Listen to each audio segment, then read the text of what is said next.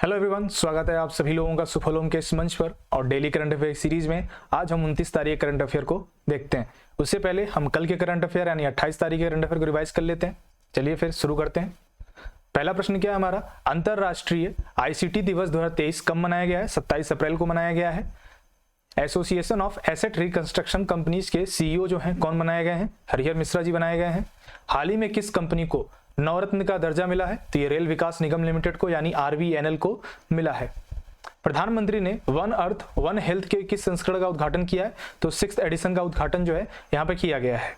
किस व्यक्ति को 64 साल बाद व्यक्तिगत रूप से रेमन मैग्सेसे पुरस्कार जो है मिला है? दलाई लामा को मिला है। दुबई में वैश्विक शिक्षा और प्रशिक्षण प्रदर्शन यानी जी-टेक्स में इंडिया पवेलियन का उद्घाटन किसने किया है? तो अमन पुरी जी ने किया है। किस भ्रष्ट सर्जन को तेलुगु एसोसिएशन ऑफ लंदन पुरस्कार से सम्मानित किया गया है? रघुराम को सम्मानित किया गया है। साइकिलिंग महासंघ के अध्यक्ष के रूप में किसे चुना गया है? तो पंकज सिंह जी को चुना गया है। हीरो सुपर कप 2023 किस टीम ने जीत लिया है? तो ओडिशा एफसी ने बेंगलुरु एफसी को हराकर जीता है। किस अमेरिकी राज्य ने हिंदू त्योहार दिवाली को राष्ट्रीय अवकाश घोषित किया है? पेंसिल्वेनिया ने, अमेरिका का एक राज्य है। महिला सम्मान बचत पत्र योजना किस मंत्रालय द्वारा शुरू किया गया है? वित्त मंत्रालय द्वारा शुरू किया गया है। किस राज्य के मुख्यमंत्री ने हाल ही में 5T स्कूल ट्रेड फॉर्मेशन के तीसरे चरण की जो है शुरुआत की है? 5T का मतलब क्या हुआ? Team work, technology, transparency and transformation and time limit. ठीक है, ध्यान रखिएगा। चलिए नेक्स्ट आइए। तो यहाँ पे क्या आंसर हो गया आपका?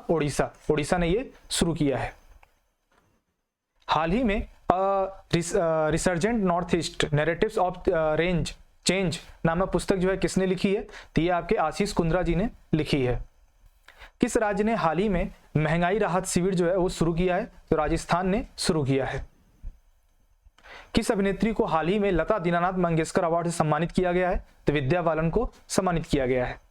चलिए आ जाइए फटाफट 29 तारीख के करंट अफेयर को देखते हैं। पहला प्रश्न क्या है हमारा, कार्यस्थल पर सुरक्षा और स्वास्थ्य के लिए विश्व दिवस कब मनाया जाता है? ये बताना है आपको। 27 अप्रैल, 25 अप्रैल, 28 अप्रैल या 26 अप्रैल? तो ये 28 अप्रैल को आपका safety and health at work यानी कार्यस्थल पर सुरक्षा और स्वास्थ्य के लिए विश्व दिवस 28 अप्रैल को मनाया जाता है। और ये जो अंतर्राष्ट्रीय श्रम संगठन है उसी के द्वारा ये पहली बार मनाया गया था। और इसका जो इस साल का 2023 का जो थीम है वो क्या है? Participation and social dialogue in creating a positive safety and health culture. ठीक है, इसकी स्थापना कब हुई थी? किसकी? ILO की यानी अंतर्राष्ट्रीय श्रम संगठन की 1919 में। अंतर्राष्ट्रीय श्रम संगठन के महानिदेशक कौन है आपके? Gilbert Houngbo. और इसका मुख्यालय कहां पर है? जिनेवा, स्विट्जरलैंड में। नेक्स्ट आते हैं क्वेश्चन नंबर 2। अजय वॉरियर 2023 जो संयुक्त सैन्य अभ्यास है ये भारत और किस देश के मध्य होने वाला है? भारत और फ्रांस, भारत और ब्रिटेन या अमेरिका या जापान? तो भारत और ब्रिटेन के मध्य जो है अजय वॉरियर 2023 का भारत और ब्रिटेन के मध्य संयुक्त सैन्य अभ्यास है। तो ये रहा आपका यूके। यहाँ पे आप देख पा रहे होंगे लंदन राजधानी। ऋषि सुनक जो है यहाँ के प्रधानमंत्री, चार्ल्स III जो है सम्राट है। प्रश्न संख्या 3 पे आ जाते हैं। नेपाल में स्थित अन्नपूर्णा पर्वत पर चढ़ने वाले पहले भारतीय पुरुष जो है कौन बन गए हैं? संतोष यादव, नरेंद्र कुमार, मोहन सिंह या अर्जुन वाजपेयी? तो अर्जुन वाजपेयी जो है ये पहले ऐसे भारतीय पुरुष बन गए हैं जो अन्नपूर्णा पर्वत पर चढ़े हैं।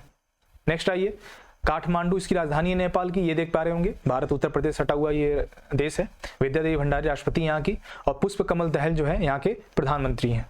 नेक्स्ट आइए, भारत प्रश्न संख्या 4। भारत किस देश के साथ संयुक्त रूप से net zero innovation virtual centre जो है स्थापित करेगा? ब्राजील, श्रीलंका, बांग्लादेश या ब्रिटेन? तो भारत जो है ब्रिटेन के साथ मिलकर विज्ञान और नवाचार पे भी जो है एक समझौता हुआ है। और साथ में ये जो net zero innovation virtual centre है इसको स्थापित करने के लिए भी ब्रिटेन के साथ समझौता हुआ है। तो एक क्वेश्चन में 2 चीज ध्यान रखिएगा, विज्ञान और नवाचार पे भी समझौता हुआ है भारत और ब्रिटेन के मध्य में। नेक्स्ट आइए क्वेश्चन नंबर 5। किस IIT ने साइबर सुरक्षा कौशल कार्यक्रम का शुभारंभ किया है? किस IIT के द्वारा? IIT कानपुर के द्वारा या रुड़की या मुंबई या दिल्ली? तो IIT कानपुर के द्वारा ही साइबर सुरक्षा कौशल कार्यक्रम का शुभारंभ किया गया है। प्रश्न संख्या 6। कमिंस इंक और किस कंपनी के बीच भारत में स्वच्छ प्रौद्योगिकी उत्पादों के उत्पादन हेतु समझौते पर हस्ताक्षर हुआ है? MRF के या रिलायंस के साथ या टाटा मोटर्स के साथ? तो यहाँ पर टाटा मोटर्स के साथ जो है कमिंस इंक नाम की एक कंपनी है, उसी के साथ ये समझौता हुआ है कि भारत में जो भी स्वच्छ प्रौद्योगिकी उत्पाद होंगे उनके उत्पादन के लिए काम किया जाएगा। नेक्स्ट आइए प्रश्न संख्या 7। कौन सा देश 2022 में एडीबी एशियन डेवलपमेंट बैंक वित्त पोषित कार्यक्रमों का सबसे बड़ा प्राप्तकर्ता देश बन गया है? कौन सा ऐसा देश है जो बना? अफगानिस्तान, पाकिस्तान, श्रीलंका या नेपाल? तो यहाँ पर जो पाकिस्तान है ये एडीबी वित्त पोषित कार्यक्रमों का सबसे बड़ा प्राप्तकर्ता देश बना है 2022 में, ये ध्यान रखना है। तो एशियन डेवलपमेंट बैंक के बारे में जान लेते हैं। 1966 में इसकी स्थापना हुई थी। मुख्यालय भी मंडालुयोंग फिलीपींस में है और सदस्य देशों की संख्या 68 सदस्य देश इसके हैं एशियन डेवलपमेंट बैंक के। चलिए प्रश्न संख्या 8 पे आ जाते हैं। राष्ट्रीय चिकित्सा उपकरण नीति, राष्ट्रीय चिकित्सा उपकरण नीति जो है ये किसके द्वारा भारत में शुरू की गई है? वर्ल्ड बैंक के द्वारा, आईएमएफ के द्वारा, एडीबी के द्वारा या सेंट्रल गवर्नमेंट के द्वारा? तो ये सेंट्रल गवर्नमेंट के द्वारा जो है, यानी हमारा जो केंद्र है उसके द्वारा ही ये शुरू किया गया है। ठीक है, राष्ट्रीय चिकित्सा उपकरण नीति 2023 को मंजूरी दी गई है और योजना के कार्यान्वयन से क्षेत्र की क्षमता का भरपूर उपयोग के लिए 6 रणनीतियां बनाई गई हैं और अगले 5 वर्षों में चिकित्सा उपकरण क्षेत्र को वर्तमान 11 बिलियन से 50 बिलियन तक बढ़ाने का लक्ष्य रखा गया है इसके अंतर्गत। चलिए नेक्स्ट आइए, प्रश्न संख्या 9। किस राज्य में 28 अप्रैल से हेरिटेज फेस्टिवल 2023 का आयोजन शुरू होगा? किस राज्य में ये शुरू होने वाला है, जिसका जो उद्घाटन है वो प्रधानमंत्री नरेंद्र मोदी जी के द्वारा किया जाएगा? ये उस राज्य के मुख्यमंत्री ने पहले से जो है घोषणा कर दी है उस चीज़ की। तो बताइए 28 अप्रैल से हेरिटेज फेस्टिवल जो है वो 2023 का आयोजन किस राज्य में होने वाला है? दिल्ली में, गोवा में, महाराष्ट्र में या उत्तर प्रदेश में? तो गोवा में इसका जो है आयोजन होने वाला है। ये रहा आपका गोवा, ये देखिए बिल्कुल इत्तू सा है, दिख रहा होगा आपको। ठीक है, महाराष्ट्र के बगल में है, कर्नाटक के बगल में बीचों बीच है। ये पणजी है जिसकी राजधानी है। पीएस श्रीधरन पिल्लई जो है राज्यपाल हैं। प्रमोद सावंत जो है यहाँ पे मुख्यमंत्री हैं। लिटरेसी रेट की अगर हम बात कर लें तो 88.70% जो है लिटरेसी रेट है। पॉपुलेशन डेंसिटी 394, लिंगानुपात कितना है? 973। क्लियर। चलिए नेक्स्ट आइए, प्रश्न संख्या 10। एससीओ शिखर सम्मेलन की मेजबानी कौन सा देश कर रहा है अभी? तो ये पता है आपको, भारत कर रहा है। भारत में कहाँ पर? तो नई दिल्ली में इसका आयोजन होने वाला है। नई दिल्ली में इसका आयोजन होगा, ये ध्यान रखिएगा। नेक्स्ट आइए, अब ये जो एससीओ है, संघाई सहयोग संगठन, तो इसकी स्थापना कब हुई थी? 2001 में हुई थी। मुख्यालय कहाँ है? बीजिंग चीन में है और इसमें 8 सदस्य हैं आपके, रूस, चीन, भारत और पाकिस्तान, और 4 जो है सेंट्रल एशियाई कंट्री हैं आपके, कजाकिस्तान, किर्गिस्तान, तजाकिस्तान और उज्बेकिस्तान। तो ये सभी संघाई सहयोग संगठन के बारे में था। चलिए नेक्स्ट आइए, प्रश्न संख्या 11।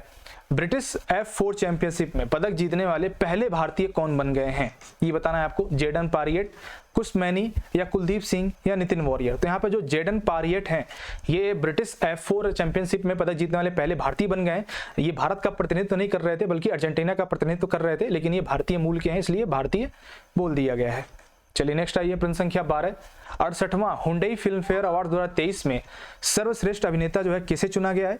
और सर्वश्रेष्ठ अभिनेत्री के बारे में भी जान लीजिएगा। सर्वश्रेष्ठ जो निर्देशक हैं वो आपके संजय लीला भंसाली हैं और अभिनेत्री की बात करें तो आलिया भट्ट हैं और अगर अभिनेता की बात करें तो राजकुमार राव हैं। ठीक है, तो Rajkumar Rao is the right answer. सर्वश्रेष्ठ जो प्लेबैक सिंगर है वो आपके अरिजीत सिंह जी को दिया गया है। ठीक है, नेक्स्ट आइए, प्रश्न संख्या 13। ये 13 यहाँ नोट कर लीजिएगा। टेस्ट क्रिकेट में सबसे तेज 50 विकेट लेने वाले स्पिनर जो हैं वो कौन बन गए हैं? प्रभात जयसूर्या, अक्षर पटेल या रचित रविंद्र या रविंद्र जडेजा? तो यहाँ पर जो आपके श्रीलंका के क्रिकेटर हैं प्रभात जयसूर्या, इन्होंने ही जो रिकॉर्ड बनाया है सबसे तेज 50 विकेट लेने का, किसमें? टेस्ट क्रिकेट में। क्लियर। नेक्स्ट आइए क्वेश्चन नंबर 14 पे।